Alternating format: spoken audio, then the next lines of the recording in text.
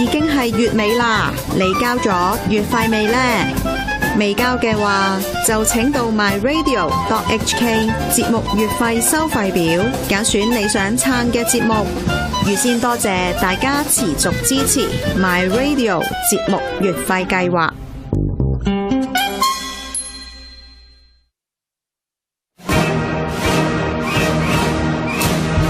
建國研習班主持鄭松泰、靳民知。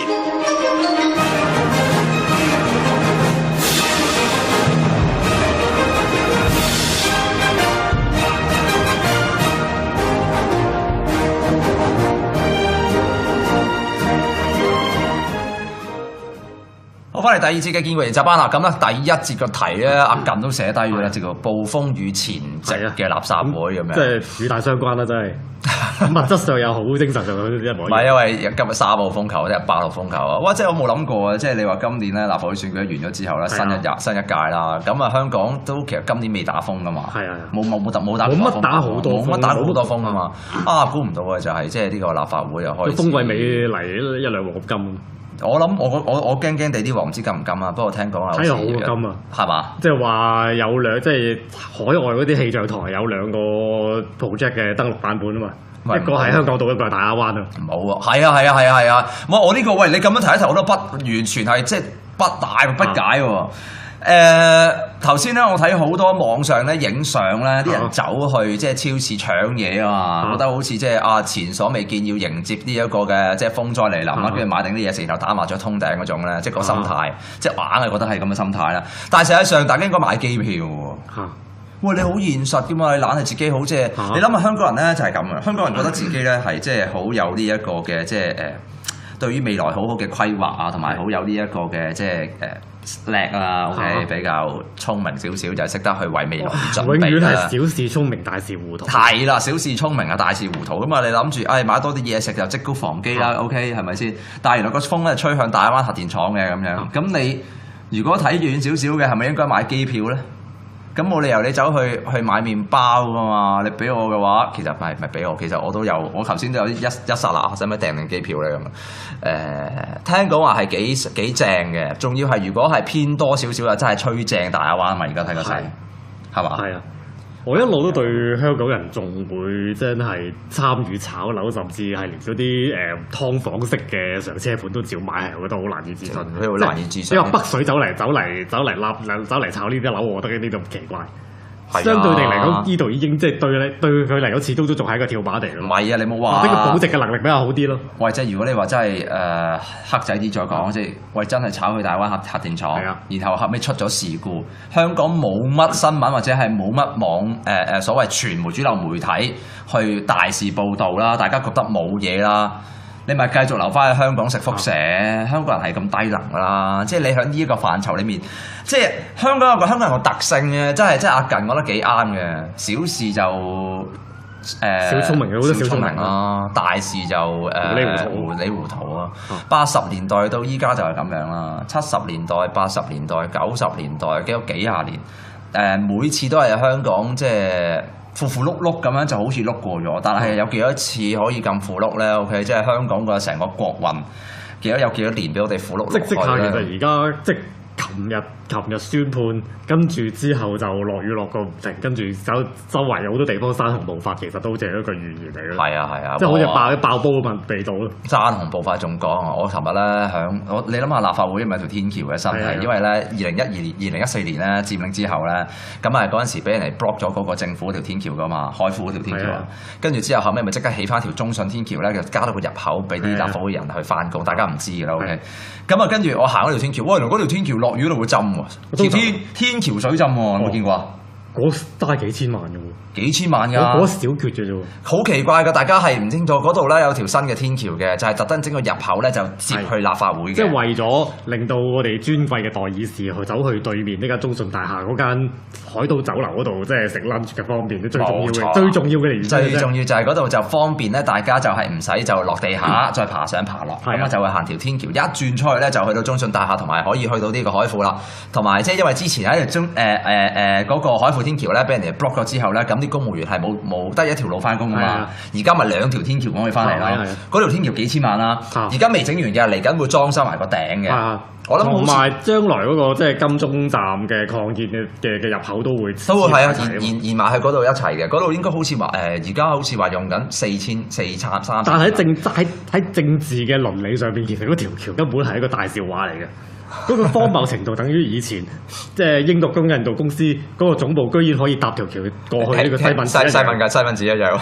咁而家係類似係咁樣嘅，即係對面嗰個中信大廈，中信泰富係國家旗艦，即係旗艦級嘅國企嚟㗎嘛，係中國共產黨。共產黨啊，唔係同埋搭埋去香港立法機關都同埋嗰棟中信大廈咧，係80年代尾咧，叫即係呢一個大陸國企啦，開始要走嚟香港取經咧，特登喺嗰個位，然之後起咗棟大廈，然之後就等呢一個嘅即係香港未來嗰個政府總部咧，就要喺嗰度慢慢擴展，就喺嗰度有一個咁嘅大廈側邊。即係個榮氏家族嚟㗎嘛，嗰個係即係中共嘅頭號紅頂商人嚟㗎嘛，即係頭號第一個認可嘅中共產黨認可嘅資本家嚟㗎嘛。喺 Facebook channel 有聽眾就話嗰條橋之前有裂痕，我同大家講咧，嗰個裂痕唔係咁簡單。之前有裂痕啦，咁但係即係又係唔好講啲唔好講啲認真嘢，講翻呢啲呢個都同啲民生有關。嗰條橋啦，咁你理論上條橋係直㗎嘛，但係咧佢唯獨是嗰條橋咧，佢唔知點解起個問題咧，就係上面嗰個頂同埋下面嗰度咧係會有個 M 字咁樣嘅。咁樣落雨啲水就會積住喺嗰條橋嘅中間嗰個位，咁喺嗰個上面嗰個嘅上面嗰個 cover 個蓋咧，個去水好差嘅，啲去水去唔到嘅話，咁就兩邊咧就有兩側瀑布就流落去下面噶啦。咁下面嗰條橋嗰度咧，亦係有個凹位嘅，有個 M 字位嘅，嗰度又去水好差嘅，所以一落雨咧，嗰度就會有兩個湖嘅。落底就有兩個湖喺嗰度嘅，就係咁樣就儲水池咧，當係係啦，咁好低能嘅成件事。即係喂，你話起條橋就係等大家唔使揼，但係一落雨嗰度就會水浸，條天橋水浸喎，條天橋水浸。我尋日我諗2點幾3點鐘我就喺銀行最大雨嗰陣時間啦落去，我大開眼界，心諗哇點解條橋有兩個湖喺度嘅咧？點過咧咁？因為佢係到小腿㗎深度。深到佢呢條橋可以去深到小腿，差唔多。客觀效果呢條橋係 defeating its purpose。唔知做乜。本嚟真係特登係等你有瓦遮頭，唔使俾雨淋嘅啫嘛。係啊。點知變咗要間水？咪呢個立法會嘅立法會。咁跟住結果，琴日咧兜翻去海富。我本身喺嗰度去㗎嘛，就諗住嗌緊條橋直行咯。我兜翻去海富，由海富條天橋翻咁咪行翻嗰條橋。OK。咁啊冇啊，講完呢啲無謂嘢。喂，咁啊嗱，呢個暴風雨前夕嘅立法會咧，第一節講咗啦。其實第一節尾段我哋講一樣嘢，就喺習近平眼中即係覺得成個香港、成個外國嘅體制，即係不論係共產黨嘅嘅直系組織又好，或者係佢接咁多年統戰招攬落嚟嘅人好，佢哋覺得會有一個食無辜的咁樣。喺個 chat room 有人哋答得好妙嘅話，即係其實就係自己個家人自己都係咯。咁我不期然諗翻起近排國際新聞一個即係傳出一單咁嘅新聞啦。即係如果你留意國際新聞嘅話，其實而家敍利亞嘅局勢係幾緊張下嘅。係一路都有好多人擔心，其實美國同俄羅斯係好大機會喺嗰度擦槍走火嘅。即係最壞狀況可能真係正式開戰。咁有一單新聞俄羅斯就傳出嚟嘅，就話普京落咗個命令，叫所有俄國官員嘅海外親族全部要翻回國，全部回國。話如果你哋唔咁做嘅話，以後唔使自升官嗰個，即係如果有邊啲官員嗰啲家屬冇翻嚟冇落嚟嘅話，點解咁我諗呢個新聞咧？有人就覺得話呢個可能係會唔會就係準備開戰嘅一個準備嚟嘅咧？我又唔係咁睇喎，我調翻轉一個睇法喎，就係因為普京佢響呢幾年啦，尤其經濟上嘅限制或者經濟嘅掣肘都係即係一直都唔能夠擺脫嘅。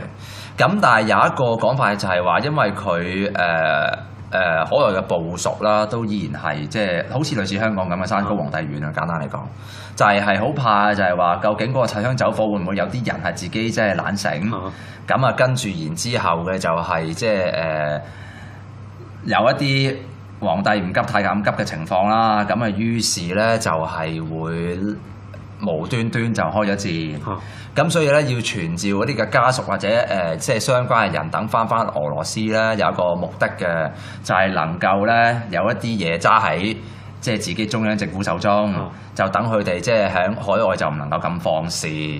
咁呢個其中一個講法，即係其實傳召翻自己嘅部屬翻嚟自己嘅國家啦。咁而家習近平其實之前一直面對呢個問題嘅。你話譬如佢同美國啊之間啊，咁喺過去今年唔係太重要，前年比較多啊嘛，就係話佢走去美國，然之後捉人翻嚟嘅，令完成嗰單嘢咯。係啦，但呢個就冇可能戒得翻嚟㗎啦，呢個就係美國首都嘅王牌嚟㗎嘛。咁所以都有啲咁樣嘅講法嘅，即係無論係俄羅斯或者即係中共都有呢個考慮啦。咁但係香港而家呢一單嘢係幾誇張嘅，因為咧我覺得嗱，當然嗱，我哋嗱首先戴個頭盔先啦。當然裡面可能好多陰謀論嘅，譬如嘅就係因為呢一個宣誓呢一件事係咪上綱上線到個地步，然之後係不惜將香港嗰個嘅司法獨立同埋香港嗰個嘅高等法院啦，甚至終審法院所有即係剩餘無幾嘅所謂法治獨立、司法獨立嘅嘢係即係一鋪清咧咁。咁呢個係有個疑問喺度啦。其中有一個陰謀嘅就係話，而家開始我都見到有啲泛民嘅媒體啦，親泛民嘅媒體開始去做圖去講呢一樣嘢嘅，就係梁振英就為咗去整個特首選嘅議題就打港獨，咁於是嘅就係有啲港獨嘅聲音出現，然後嘅就係透過呢個方法就去立一啲公職，跟住就即係揸住呢樣嘢同習近平講嗱，我哋咧喺香港就有啲港獨嘅聲音啦，但係喺我喺度嘅情況底下，呢啲聲音就唔能夠係放肆啦，唔能夠係即係繼續喺香港社會能夠即係慢慢成為一啲即係越嚟越嘅多迴響，甚至成為主流添咁。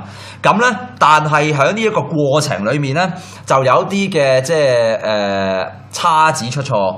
咁就係咩咧？就係冇諗過，就係話可能台戲係唔係按照咁樣嘅好簡單一步上演，而係去到中段嘅時候，有啲嘅即係真係可能係港獨嘅聲音啦，咪的而且確係嘅。嗰個聲音出現啦，又或者嘅就係有人係做多咗，咁啊令到梁振英喺呢台戲上面嘅就係嗰個嘅分寸係過咗界。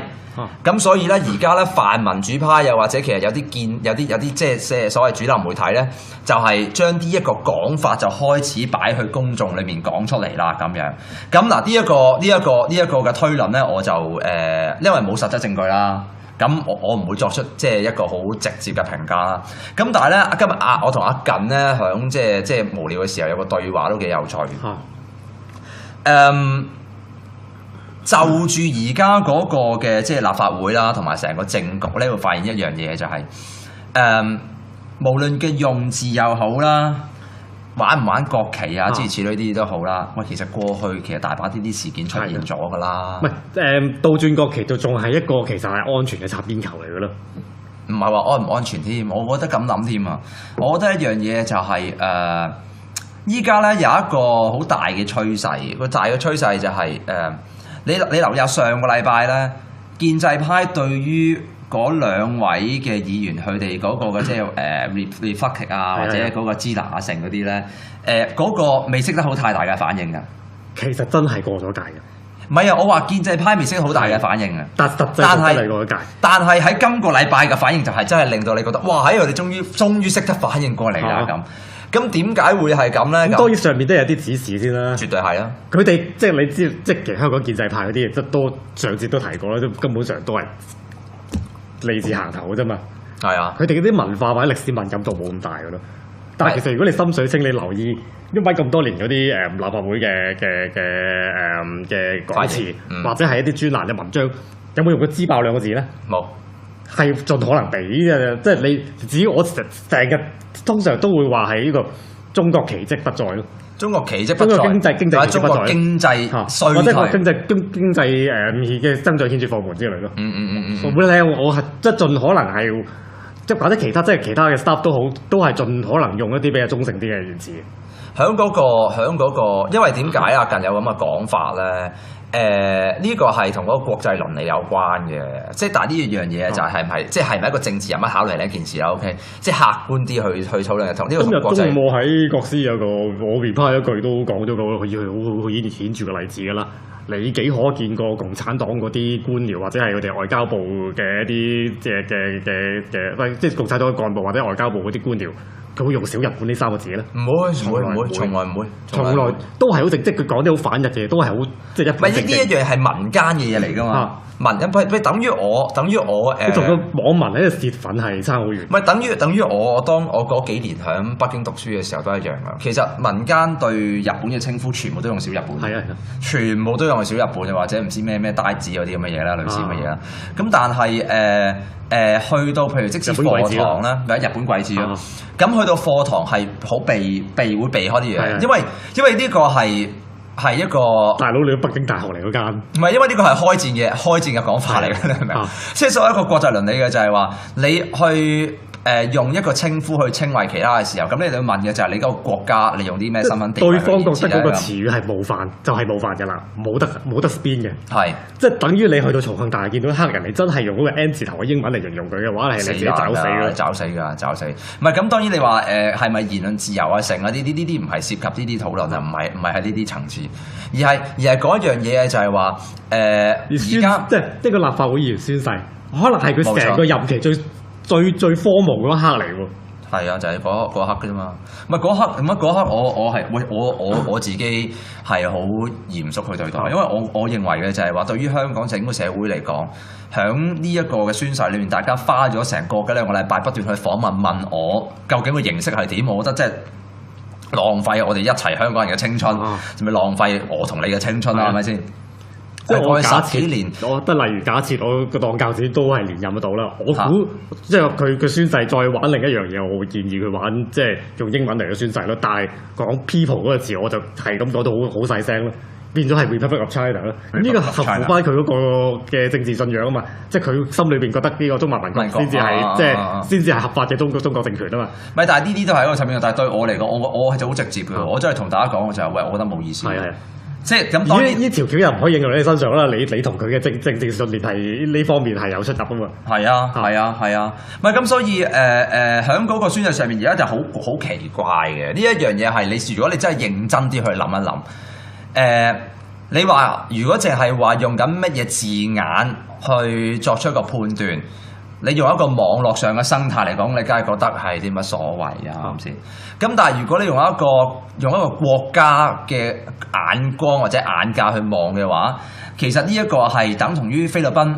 即係如果我哋係菲律賓啊，我哋係菲律賓，然之後跟住就話隔離嗰個係支那國。咁喂，你諗下中國外交部嘅回應，等於而家現任總統咁咯，即係菲律賓而家總統咁，佢可以即係佢係用粗口鬧奧巴馬嘅。係，咪咁？但係當然啦，但係呢啲係特例嚟嘅咯。咪但係嗱，你講嘢嘅，但係你講嘢嗱，嗰個唔係話唔講，唔係話唔能夠咁樣講喎。但係當你要咁樣講嘅時候，你就好嚴肅去對待，同埋好嚴肅去面對一個嘅即係嘅可能性。OK， 最 worst 嘅可能性。你咁講嘅話，你係菲律賓嘅時候，你對住隔離嗰個國家，其實意味住你個國家唔再係俾人其他國家當係正常國家看待㗎。冇錯，北韓都係㗎，北韓呢啲聲明係好，即係嗰啲嘢全部係同啲網民啲嘴炮一樣嘅。係啊，但係冇世界上冇國家當佢嘅正常國家看待咯。唔係咁，所以即使你睇個獨派。你當你自己係香港共和國嘅代議士，咁你都有你當啲香港係個獨立，已經係一個獨立國家，都有對華政策噶嘛。咁你係咪對華政策硬到好似南韓對北韓咁樣咧？比日本更硬啦，比如咁講，即係你比日本更硬啦。你個措辭係直情係比總之係靖國神社嘅日本措辭咁樣嘅角度去睇啦。OK， 咁但係即係唔係話評價呢樣嘢啱唔啱？但係呢個係純呢個好簡單嘅一個即係嗰個所謂國際倫理嘅討論啦。咁但係我都始終翻轉頭啊。佢嗰個政府嘅回應同埋政權嘅反彈咧，我相信係出乎大家意料之外嘅。對我嚟講係完全意料中事咯。唔係你啊，唔係我意思咁，我都要接近啲 layman 啊。咁但係點解會咁講嘅就係因為大家仲係有一個咧，有一個上集我已經推演，佢最後一定要逼佢兩個人跪低。唔止啊，我覺得冇可能，我覺得唔止嘅。唔係因為普羅大眾，香港嘅普羅大眾仲有一個錯覺嘅，有個 delusion 嘅，就係會覺得香港真係三權分立，即係有言論自由。我哋嘅言論自由係有憲法保障嘅，即係基本法去保障。基本法嘅第27同埋28條咧，就23條未通過。係啦，咪23條未通過就會保障你香港人有言論自由、出版自由、集會自由、乜自由嘅。呢個係香港大眾嘅眼光啦，啱唔啱先？但係今晚一開始嘅結論都話俾大家聽，其實香港從來冇三權分立。有三權分立嘅原則擺喺度，但係 in practice 咧，我哋其實講嚟講係行政主導同埋司法獨立。即係上一節開頭想講 ViuTV 單嘢，對我嚟講就係因為你哋兩位仁兄創咗個咁嘅大禍出嚟，咁咪連累到成香港成個空間言論空間進一步收窄咯。我又唔會咁樣話嘅，好明顯係㗎啦。但係即係而點解我哋即係講嚟講要推動翻全民制憲？你係將自己擺喺個死地嗰度 take a fight 咗，係一個好笨嘅事咯。結果而家嗰啲仲撐你嘅 KOL 咪一齊搭沉船咯。唔係，你可以當自己仲喺間 Starbucks 上面，但係側邊係洪水咁樣嘅。你係斷動緊成個香港，即係你令到成個香港獨立運動以後嘅條路係更加之難行嘅。我哋五區公投，唯一一個全身而退嘅獨派咪陳浩天咯。係，因為佢完全唔關你事啊嘛。係，咪而家係㗎。咁啊，所以即係點解翻個結論啦？點解我哋會即係要一直講緊都係要全民制憲？就係我哋深知香港係行政主導、司法獨立，但係要令到呢兩樣嘢真係去翻一個所謂三權分立嘅原則為一個嘅方法。係要講個主權同埋嘅司法管轄權係由香港人喺手中裏面係完全牢固地把握啊嘛！你要去咁做，咪係要修改基本法嘅第45條同埋基本法嘅第158、59條咯？呢個喺選舉裏面講幾百萬次啦，係啦，咁啊，所以冇啊！而家面對住呢一個嘅暴風雨前夕嘅立法會，唯一嘅方法係點呢？唯一一個方法嘅就係響咁紛亂同埋咁嚴肅同埋咁充滿陰霾嘅情況底下，大家小學雞笑一笑下咯，係咪先？用一個比較有童真嘅心態度過一個嘅厄難，所以變成一個黑色嘅悲劇咯，黑色嘅喜劇咯，係就係咁啦。好，咁啊，今晚時間差唔多，一陣間鬱文踩場啊！頭先教主打俾我，打翻電話俾先。咁啊，我哋下個禮拜四同樣時間再見啦，拜拜。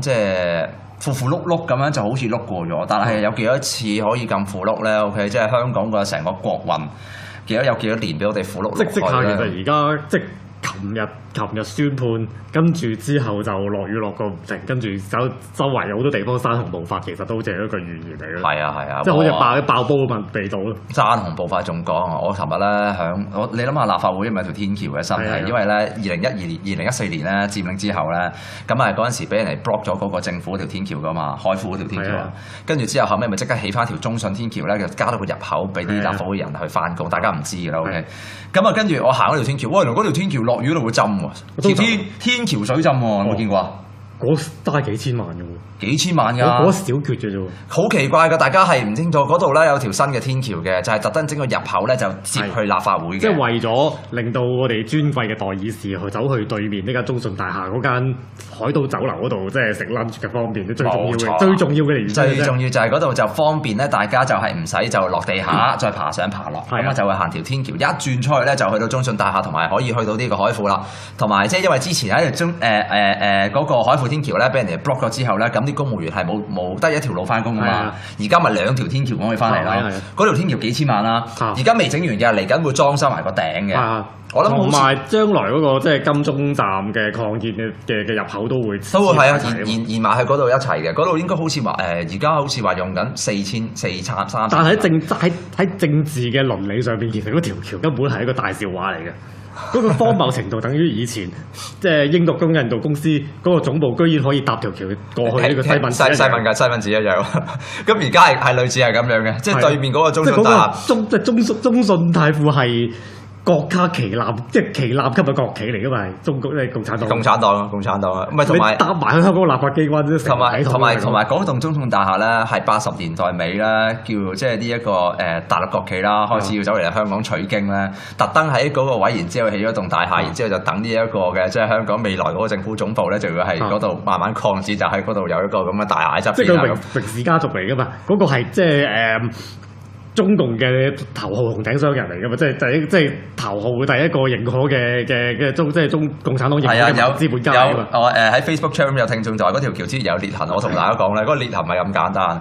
之前有裂痕啦，咁但係即係又係唔好講啲唔好講啲認真嘢，講翻呢啲呢個都同啲民生有關。嗰條橋啦，咁你理論上條橋係直㗎嘛，但係咧佢唯獨是嗰條橋咧，佢唔知點解起個問題咧，就係上面嗰個頂同埋下面嗰度咧係會有個 M 字咁樣嘅。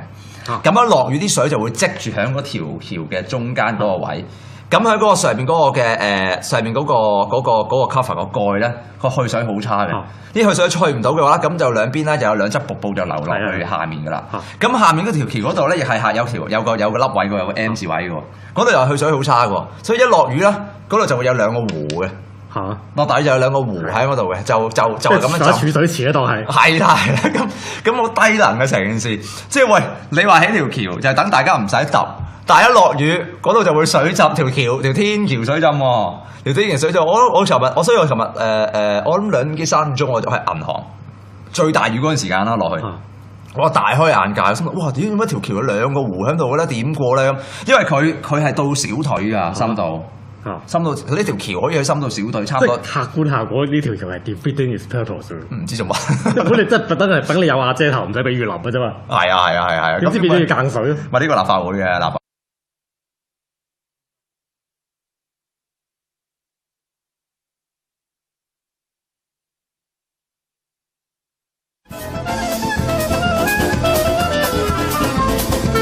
而家已經係月尾啦，你交咗月費未呢？未交嘅話，就請到 MYRADIO.HK 節目月費收費表，揀選你想撐嘅節目。預先多謝大家持續支持 MyRadio 節目月費計劃。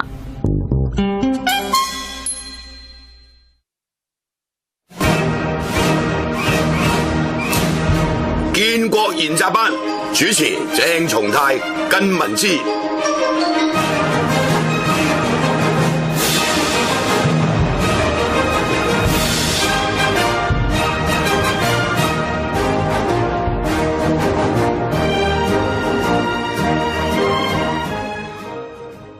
好，翻嚟第二節嘅建國研習班啦。咁咧第一節個題咧，阿靳都寫低咗啦，叫做暴風雨前夕嘅垃圾會咁樣。即係與大相關啦，真係。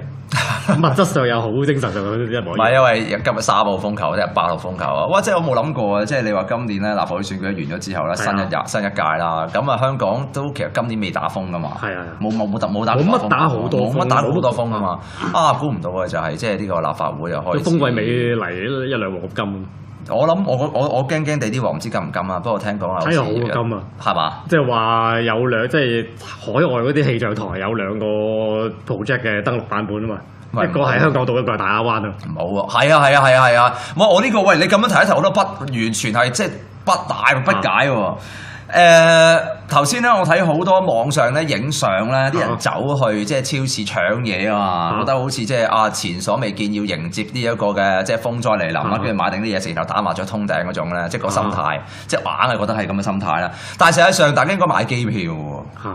喂，你好現實㗎嘛？你懶係自己好即係，你諗下香港人咧就係咁啊！香港人覺得自己咧係即係好有呢一個嘅即係對於未來好好嘅規劃啊，同埋好有呢一個嘅即係叻啊 ，OK， 比較聰明少少，就係識得去為未來準備啦。永遠係小事聰明，大事糊塗。係啦，小事聰明啊，大事糊塗咁啊！你諗住買多啲嘢食就積高防饑啦 ，OK， 係咪先？但係原來個風咧吹向大灣核電廠嘅咁樣，咁你如果睇遠少少嘅，係咪應該買機票咧？咁冇理由你走去買麵包噶嘛？你俾我嘅話，其實唔係俾我，其實我都有，我頭先都有一剎那，使唔使訂定機票咧咁聽講話係幾正嘅，仲要係如果係偏多少少啊，真係吹正大亞灣嘛！而家睇個勢，係嘛？係啊！我一路都對香港人仲會真係參與炒樓，甚至係連嗰啲劏房式嘅上車盤都照買，係我覺得好難以置信。好難以置信。你話北水走嚟炒呢啲樓，我覺得呢啲咁奇怪。相對地嚟講，呢度已經即係對佢嚟講，始終都仲係一個跳板嚟咯。唔係啊，你冇話。呢個保值嘅能力比較好啲咯。喂，即係如果你話真係黑仔啲再講，即係喂真係炒去大灣核電廠，然後後尾出咗事故，香港冇乜新聞或者係冇乜所謂傳媒主流媒體去大肆報導啦，大家覺得冇嘢啦。你咪繼續留翻喺香港食輻射。香港人係咁低能㗎啦，即係你喺呢一個範疇裏面，即係香港人個特性嘅，真係阿近講得幾啱嘅。小事就小聰明，好多小聰明啦，大事就糊里糊塗啊。80年代到依家就係咁樣啦，70年代、80年代、90年代幾廿年，每次都係香港係一個大佬，你北京大學嚟嗰間，唔係，因為呢個係開戰嘅講法嚟嘅，你明唔明？即係作為一個國際倫理嘅就係話，你去用一個稱呼去稱謂其他嘅時候，咁你哋要問嘅就係你嗰個國家，你用啲咩身份地位？對方覺得嗰個詞語係冒犯，就係冒犯㗎啦，冇得 spin 嘅。係，即係等於你去到重慶大廈見到黑人，你真係用嗰個 N 字頭嘅英文嚟形容佢嘅話，係你自己找死㗎，找死㗎，找死。唔係咁，當然你話係咪言論自由啊？成啊呢啲唔係涉及呢啲討論啊，唔係喺呢啲層次，而係嗰一樣嘢就係話而家即係一個立法會議員宣誓，可能係佢成個任期最荒謬嗰一刻嚟喎，係啊，就係嗰刻嘅啫嘛。唔係嗰刻，我自己係好嚴肅去對待，因為我認為嘅就係話，對於香港整個社會嚟講，響呢一個嘅宣誓裏面，大家花咗成個嘅2個禮拜不斷去訪問我，究竟個形式係點？我覺得即係浪費我哋一齊香港人嘅青春，係咪浪費我同你嘅青春啊？係咪先？即係我假設年，我得例如假設我個當教主都係連任得到啦，我估即係佢宣誓再玩另一樣嘢，我會建議佢玩即係用英文嚟嘅宣誓咯。但係講 people 嗰個字，我就係咁講到好細聲咯，變咗係 Republic of China 咯。咁呢個合乎翻佢嗰個嘅政治信仰啊嘛，即係佢心裏邊覺得呢個中華民國先至係即係先至係合法嘅中國政權啊嘛。唔係，但係呢啲都係一個層面，但係對我嚟講，我係就好直接嘅，我真係同大家講嘅就係，喂，我覺得冇意思。係。即係咁，當然呢條橋又唔可以應用喺你身上啦。你同佢嘅政治信念係呢方面係有出入啊嘛。係啊，唔係咁，所以喺嗰個宣誓上面，而家就好奇怪嘅呢一樣嘢係你，如果你真係認真啲去諗一諗，你話如果淨係話用緊乜嘢字眼去作出一個判斷，你用一個網絡上嘅生態嚟講，你梗係覺得係啲乜所謂啊？係咪先？咁但係如果你用一個國家嘅眼光或者眼界去望嘅話，其實呢一個係等同於菲律賓。即係如果我哋係菲律賓啊，我哋係菲律賓，然之後跟住就話隔離嗰個係支那國。咁喂，你諗一下中國外交部嘅回應，等於而家現任總統咁咯，即係菲律賓而家總統佢可以，即係佢係用粗口鬧奧巴馬嘅。係，咪咁？但係當然啦，但係呢啲係特例嚟嘅咯。咪但係嗱，你講一樣嘢喎，但係你講一樣嗱，嗰個唔係話唔講，唔係話唔能夠咁樣講喎。但係當你要咁樣講嘅時候，你就好嚴肅去對待，同埋好嚴肅去面對一個嘅即係嘅可能性。OK， 最 worst 嘅可能性。你咁講嘅話，你係菲律賓嘅時候，你對住隔離嗰個國家，其實意味住你個國家唔再係俾人其他國家當係正常國家看待㗎。冇錯，北韓都係㗎，北韓嗰啲聲明係好，即係嗰啲嘢全部係同啲網民啲嘴炮一樣嘅。係啊，但係冇世界上冇國家當佢嘅正常國家看待咯。唔係咁，所以即使你睇個獨派。你當你自己係香港共和國嘅代議士，咁你都有你當啲香港係個獨立，已經係一個獨立國家，都有對華政策噶嘛。咁你係咪對華政策硬到好似南韓對北韓咁樣咧？比日本更硬啦，比如咁講，即係你比日本更硬啦。你個措辭係直情係比總之係靖國神社嘅日本措辭咁樣嘅角度去睇啦。OK， 咁但係即係唔係話評價呢樣嘢啱唔啱？但係呢個係純呢個好簡單嘅一個即係嗰個所謂國際倫理嘅討論啦。咁但係我都始終翻轉頭啦。佢嗰個政府嘅會議同埋政權嘅反彈咧，我相信係出乎大家意料之外嘅。對我嚟講係完全意料中事咯。唔係你啊，唔係我意思咁，我都要接近啲 layman 啊。咁但係點解會咁講嘅？就係因為大家仲係有一個咧，有一個上集我已經推演，佢最後一定要逼佢兩個人跪低。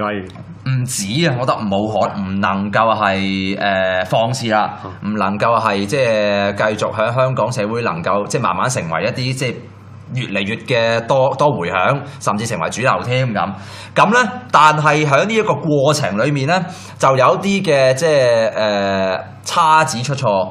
咁就係咩咧？就係冇諗過，就係話可能台戲係唔係按照咁樣嘅好簡單一步上演，而係去到中段嘅時候，有啲嘅即係真係可能係港獨嘅聲音啦，的而且確係嘅。嗰個聲音出現啦，又或者嘅就係有人係做多咗。咁啊，令到梁振英喺呢台戲上面嘅就係嗰個嘅分寸係過咗界，咁所以咧，而家咧泛民主派又或者其實有啲即係所謂主流媒體咧，就係將呢一個講法就開始擺去公眾裏面講出嚟啦咁樣。咁嗱呢一個嘅推論咧，我就因為冇實質證據啦。咁我唔會作出即係一個好直接嘅評價啦。咁但係咧，今日我同阿近咧響即係無聊嘅時候有個對話都幾有趣。就住而家嗰個嘅即係立法會啦，同埋成個政局咧，會發現一樣嘢就係無論嘅用字又好啦，玩唔玩國旗啊，諸如此類啲都好啦。喂，其實過去其實大把啲事件出現咗㗎啦。唔係倒轉國旗都仲係一個其實係安全嘅擦邊球嚟㗎咯。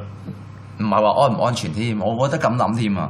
我覺得一樣嘢就係依家咧有一個好大嘅趨勢，個大嘅趨勢就係你留意下上個禮拜咧，建制派對於嗰兩位嘅議員佢哋嗰個嘅即係reflect 啊，或者嗰個支拿成嗰啲咧，嗰個未識得好太大嘅反應㗎。其實真係過咗界嘅。唔係啊，我話建制派未識得好大嘅反應啊。但係過咗界。但係喺今個禮拜嘅反應就係真係令到你覺得，哇！喺佢哋終於識得反應過嚟啦咁。咁點解會係咁咧？咁當然上面都有啲指示先啦。絕對係啦。佢哋即係你知，即係香港建制派嗰啲，都上次都提過啦，都根本上都係利字行頭嘅啫嘛。係啊。佢哋嗰啲文化或者歷史敏感度冇咁大嘅咯。但係其實如果你心水清，你留意因為咁多年嗰啲立法會嘅講詞，或者係一啲專欄嘅文章，有冇用過支爆兩個字咧？冇。係盡可能俾嘅，即係你只要我成日通常都會話係呢個中國奇蹟不在咯。中國奇蹟不在，經濟奇蹟不在，經濟衰退，或者個經濟嘅增長顯著放緩之類咯。我係即係盡可能係即係或者其他嘅 staff 都好，都係盡可能用一啲比較中性啲嘅言辭。響嗰個，因為點解啊？近有咁嘅講法咧？呢個係同嗰個國際倫理有關嘅，即係但係呢樣嘢就係唔係即係咪一個政治人物考慮呢件事啦 ？OK， 即係客觀啲去討論同呢個同國際。今日中午喺國師有個我邊派一句都講咗個好顯著嘅例子㗎啦。你幾可見過共產黨嗰啲官僚或者係佢哋外交部嘅一啲即係共產黨嘅幹部或者外交部嗰啲官僚？佢會用小日本呢三個字咧？唔會，從來唔會，從來都係好正，即係佢講啲好反日嘅嘢，都係好即係一。唔係呢啲一樣係民間嘅嘢嚟㗎嘛？民等於我你同個網民喺度泄憤係差好遠。唔係等於我當我嗰幾年喺北京讀書嘅時候都一樣㗎。其實民間對日本嘅稱呼全部都用小日本。係啊，全部都用小日本又或者唔知咩呆子嗰啲咁嘅嘢啦，類似咁嘅嘢啦。咁但係去到譬如即使課堂啦，或者日本鬼子咯，咁去到課堂係好會避開啲嘢，因為呢個係咁，跟住結果琴日咧兜翻去海富，我本身喺嗰度去噶嘛，就諗住嗌緊條橋直行咯，我兜翻去海富，由海富嗰條天橋翻咁咪行翻嗰條橋 ，OK， 咁就冇啊，講完呢啲無謂嘢。喂，咁啊嗱，呢個暴風雨前夕嘅立法會咧，第一節講咗啦。其實第一節尾段我哋講一樣嘢，就喺習近平眼中即係覺得成個香港成個外國嘅體制，即係不論係共產黨嘅直系組織又好，或者係佢咁多年統戰招攬落嚟嘅人好，佢覺得會有一個成無辜的咁樣。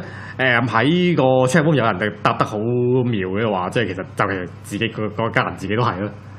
咁我不期然諗翻起近排國際新聞一個即係傳出一單咁嘅新聞啦。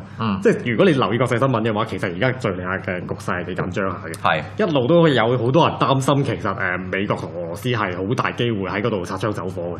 即係最壞狀況可能真係正式開戰。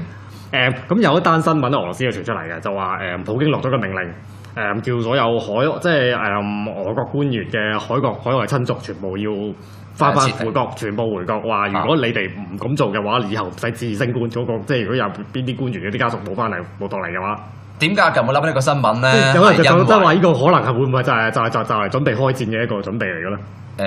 我又唔係咁睇喎，我調翻轉一個睇法喎，就係因為普京佢響呢幾年咧，尤其經濟上嘅限制或者經濟上嘅掣肘都係即係一直都唔能夠擺脫嘅。咁但係有一個講法就係話，因為佢海外嘅部屬啦，都依然係即係好似類似香港咁嘅山高皇帝遠啊。簡單嚟講，就係好怕就係話，究竟嗰個擦槍走火會唔會有啲人係自己即係懶醒？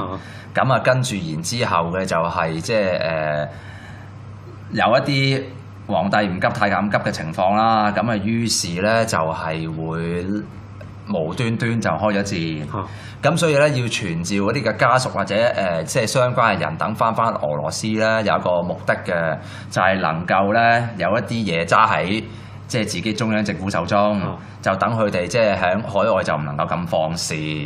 咁呢個其中一個講法，即係其實傳召翻自己嘅部屬翻嚟自己嘅國家啦。咁而家習近平其實之前一直面對呢個問題嘅。你話譬如佢同美國啊之間啊，咁喺過去今年唔係太重要，前年比較多嘛，就係話佢走去美國，然之後捉人翻嚟嘅，力完成嗰單嘢咯。係啦，但係呢個就冇可能戒得翻嚟㗎啦，呢個就係美國手中嘅王牌嚟㗎嘛。咁所以都有呢啲咁樣嘅講法嘅，即係無論係俄羅斯或者即係中共都有啲考慮啦。咁但係香港而家呢一單嘢係幾誇張嘅，因為咧我覺得嗱當然嗱我哋嗱首先戴個頭盔先啦。當然裡面可能好多陰謀論嘅，譬如嘅就係因為呢一個宣誓呢一件事係咪上綱上線到一個地步，然之後係不惜將香港嗰個嘅司法獨立同埋香港嗰個嘅高等法院啦，甚至終審法院所有即係剩餘無幾嘅所謂法治獨立、司法獨立嘅係即係一鋪清咧咁。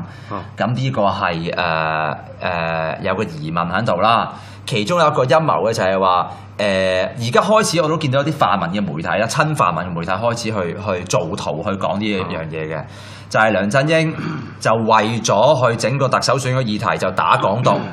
咁於是嘅就係有啲港獨嘅聲音出現，然後嘅就係透過呢個方法就去立一啲公職，跟住就即係揸住呢樣嘢同習近平講嗱，我哋咧喺香港就有啲港獨嘅聲音啦，但係喺我喺度嘅情況底下，呢啲聲音就或者係冇乜所謂傳媒主流媒體去大肆報導啦，大家覺得冇嘢啦。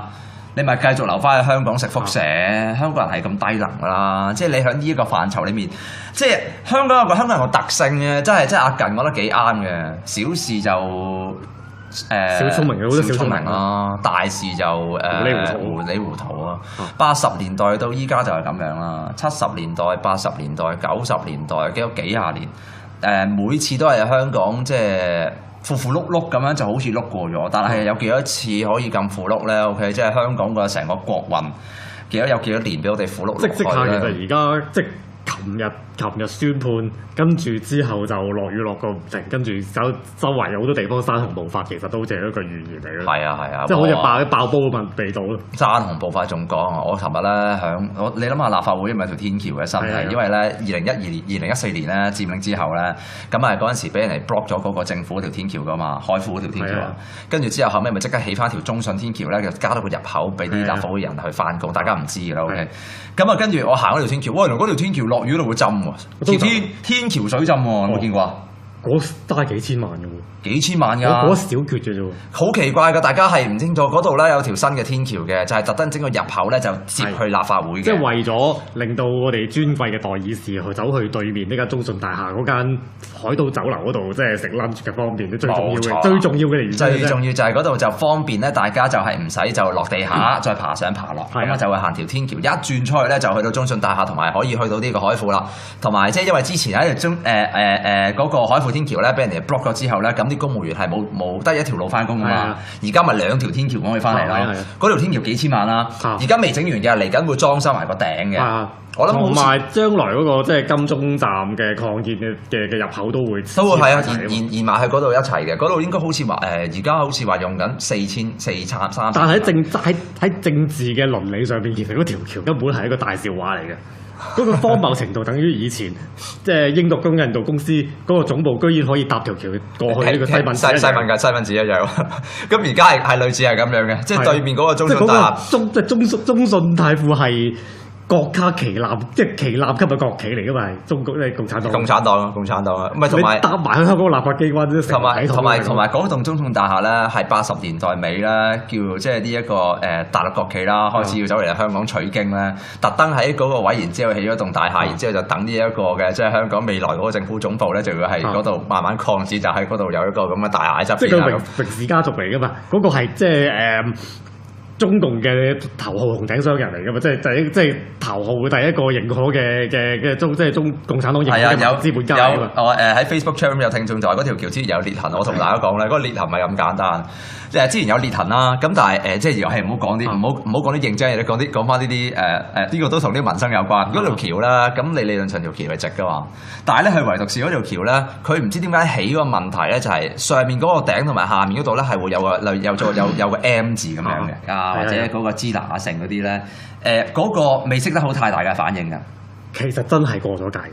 唔係啊！我話建制派未識好大嘅反應啊，但係喺今個禮拜嘅反應就係真係令到你覺得哇！喺我哋終於識得反應過嚟啦咁點解會係咁咧？咁當然上面都有啲指示先啦，絕對係啦。佢哋即係你知，即係其實香港建制派嗰啲都上次都提過啦，都根本上都係利字行頭啫嘛。係啊，佢哋嗰啲文化或者歷史敏感度冇咁大嘅咯。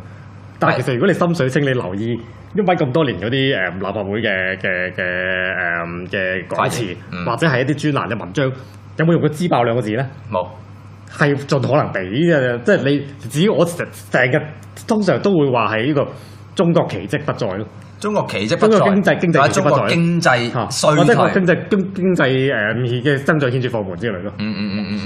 我係即係盡可能係。即係或者其他嘅 staff 都好，都係盡可能用一啲比較中性啲嘅言辭。響嗰個，因為點解啊？近有咁嘅講法咧？呢個係同嗰個國際倫理有關嘅。即係但係呢樣嘢就係咪即係咪一個政治人物考慮呢一件事啦 ？OK， 即係客觀啲去討論嘅。同呢個同國際。今日中午喺國師有個我邊派一句都講咗個好顯著嘅例子㗎啦。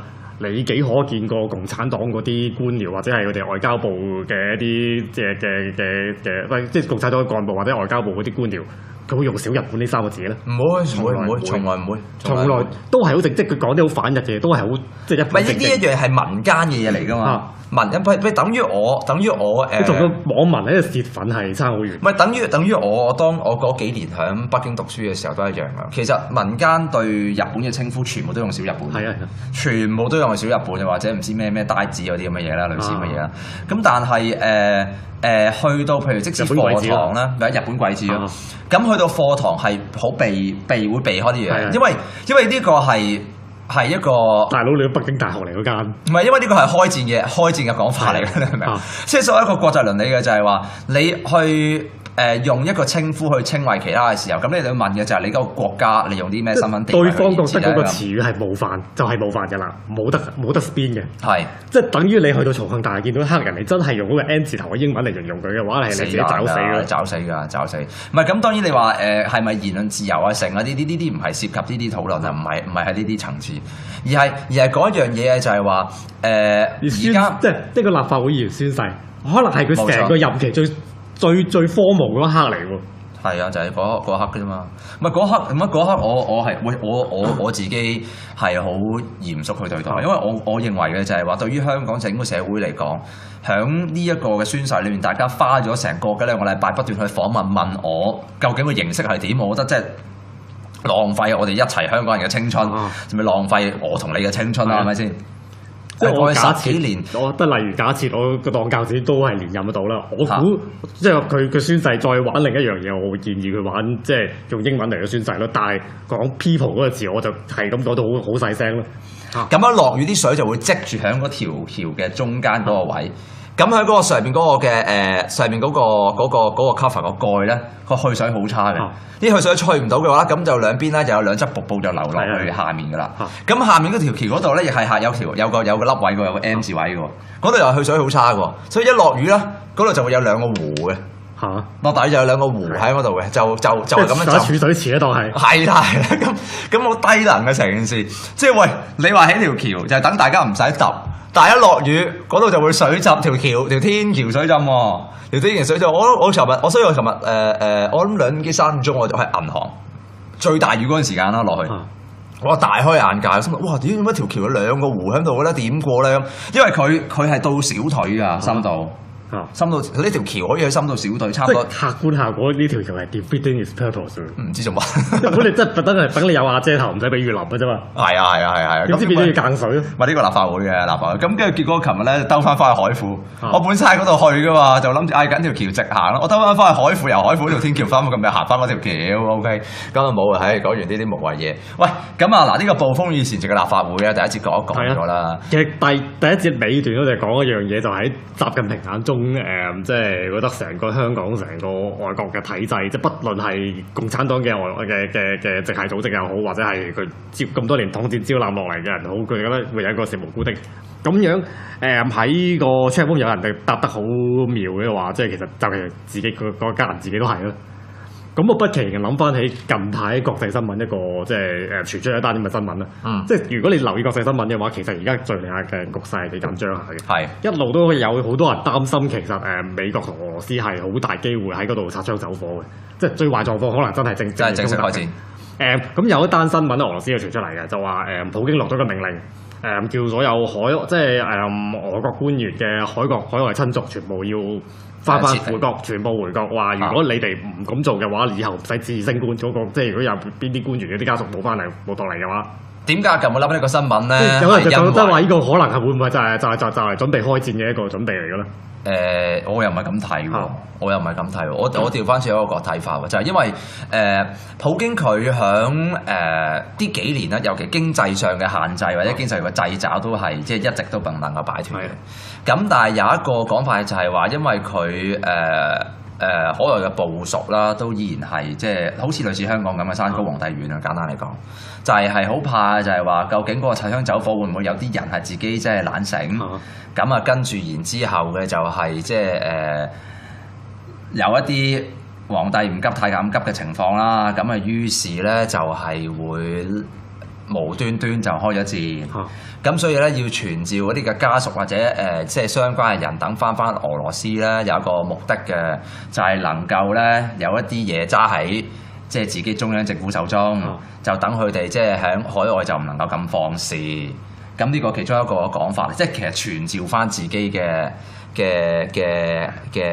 部屬翻嚟自己嘅國家啦。咁而家習近平其實之前一直面對緊呢個問題嘅。你話譬如佢同美國啊之間啊，咁喺過去今年唔係太重要，前年比較多嘛，就係話佢走去美國，然之後捉人翻嚟嘅，力完成嗰單嘢咯。係啦。但呢個就冇可能戒得翻嚟㗎啦，呢個就美國手中嘅王牌嚟㗎嘛。咁所以都有啲咁樣嘅講法嘅，即係無論係俄羅斯或者即係中共都有啲考慮啦。咁但係香港而家呢一單嘢係幾誇張嘅，因為咧我覺得嗱，當然嗱，我哋嗱首先戴個頭盔先啦。當然裡面可能好多陰謀論嘅，譬如嘅就係因為呢一個宣誓呢一件事係咪上綱上線到一個地步，然之後係不惜將香港嗰個嘅司法獨立同埋香港嗰個嘅高等法院啦，甚至終審法院所有即係剩餘無幾嘅所謂法治獨立、司法獨立嘅係即係一鋪清咧咁。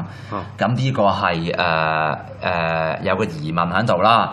其中有一個陰謀嘅就係話，而家開始我都見到有啲泛民嘅媒體啦，親泛民嘅媒體開始去造圖去講呢一樣嘢嘅，就係梁振英就為咗去整個特首選嘅議題就打港獨，咁於是嘅就係有啲港獨嘅聲音出現，然後嘅就係透過呢個方法就去立一啲公職，跟住就即係揸住呢樣嘢同習近平講嗱，我哋咧喺香港就有啲港獨嘅聲音啦，但係喺我喺度嘅情況底下，呢啲聲音就唔能夠係放肆啦，唔能夠係即係繼續喺香港社會能夠即係慢慢成為一啲即係越嚟越嘅多迴響，甚至成為主流添咁。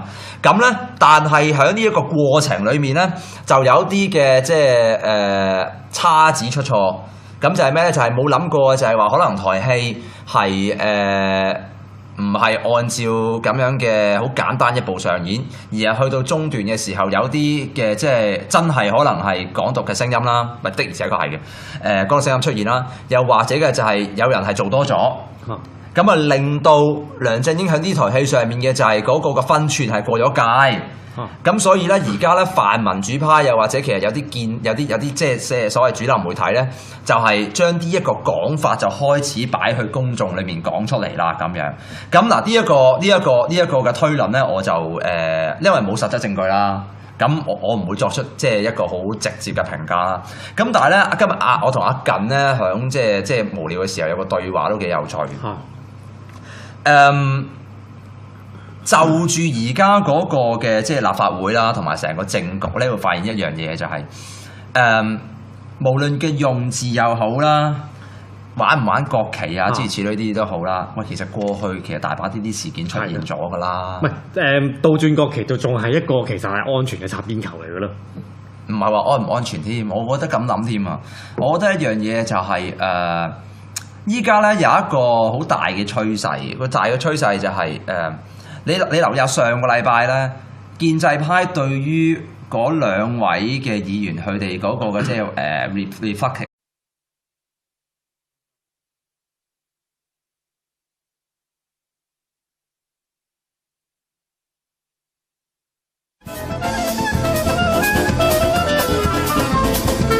而家已經係月尾啦，你交咗月費未呢？未交嘅話，就請到 MYRADIO.HK 節目月費收費表，揀選你想撐嘅節目。預先多謝大家持續支持 MyRadio 節目月費計劃。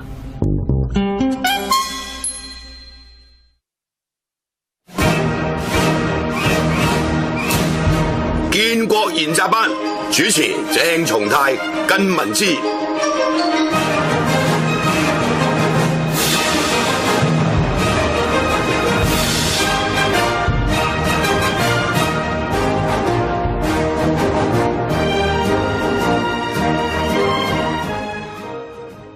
好，翻嚟第二節嘅建國研習班啦。咁咧第一節個題咧，阿近都寫低咗啦，叫做暴風雨前夕嘅垃圾會咁樣。即係與大相關啦，真係物質上又好，精神上都一模一樣。唔係因為今日3號風球，即係8號風球啊！哇！即係我冇諗過啊！即係你話今年咧立法會選舉完咗之後咧，新一屆啦。咁啊，香港都其實今年未打風噶嘛。係啊。冇乜打好多風噶嘛。估唔到啊！就係即係呢個立法會又開始。風季尾嚟一兩黃金。我諗我驚地啲黃唔知金唔金啊！不過聽講啊，睇落好過金啊，係嘛？即係話有即係海外嗰啲氣象台有兩個 project 嘅登陸版本啊嘛，一個係香港島，一個係大亞灣啊。冇啊，係啊，我呢個喂你咁樣提一提我都完全係即係不解喎。頭先咧，我睇好多網上咧影相咧，啲人走去即係超市搶嘢啊嘛，覺得好似即係前所未見，要迎接呢一個嘅即係風災嚟臨啦，跟住買定啲嘢食，然後打麻雀通頂嗰種咧，即係個心態，即係硬係覺得係咁嘅心態啦。但係實際上，大家應該買機票喎。喂，你好現實㗎嘛？你懶係自己好即係，你諗下香港人咧就係咁啊！香港人覺得自己咧係即係好有呢一個嘅即係對於未來好好嘅規劃啊，同埋好有呢一個嘅即係叻啊 ，OK 比較聰明少少，就係識得去為未來準備啦。永遠係小事聰明，大事糊塗。係啦，小事聰明啊，大事糊塗咁啊！你諗住買多啲嘢食就積高防饑啦，OK 係咪先？但係原來個風咧吹向大灣核電廠嘅咁樣，咁你如果睇遠少少嘅，係咪應該買機票咧？咁冇理由你走去買麵包噶嘛？你俾我嘅話，其實唔係俾我，其實我都有，我頭先都有一剎那，使唔使訂定機票咧咁聽講話係幾正嘅，仲要係如果係偏多少少啊，真係吹正大亞灣嘛！而家睇個勢，係嘛？係啊！我一路都對香港人仲會真係參與炒樓，甚至係連嗰啲劏房式嘅上車盤都照買，係我覺得好難以置信。好難以置信。你話北水走嚟炒呢啲樓，我覺得呢啲咁奇怪。相對地嚟講，呢度已經即係對佢嚟講，始終都仲係一個跳板嚟咯。唔係啊，你冇話。呢個保值嘅能力比較好啲咯。喂，即係如果你話真係黑仔啲再講，即係喂真係炒去大灣核電廠，然後後尾出咗事故，香港冇乜新